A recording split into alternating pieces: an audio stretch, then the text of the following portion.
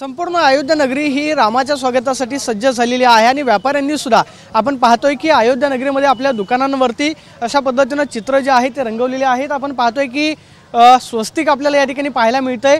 स्वस्तिक जे आहे ते दरवाजावरती रंगवण्यात आलेलं आहे। दुसऱ्या बाजूला आपण पाहतोय की देवाचा टिळा जो आहे तो या ठिकाणी काढण्यात आलेला आहे। त्यामुळे संपूर्ण अयोध्या नगरी जी आहे ती रामराज्यामध्ये आल्यासारखा भास व्हावा अशा पद्धतीची चित्र जे आहेत ते दुकानांवरती रंगवण्यात येत आहेत।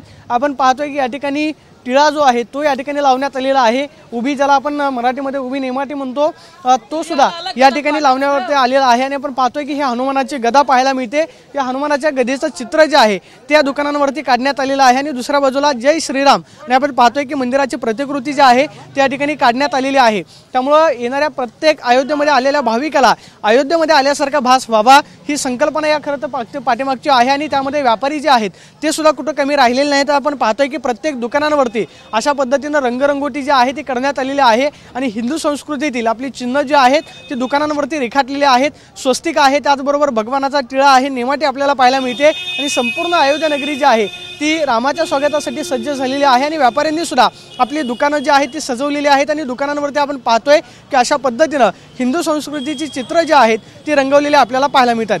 कॅमेरा पर्सन राकेश आणि प्रदीप कापसे, TV9 मराठी, अयोध्या।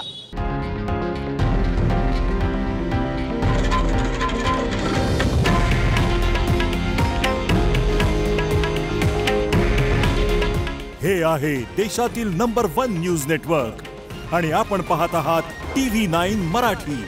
काळजी तुमची, हित महाराष्ट्राचं।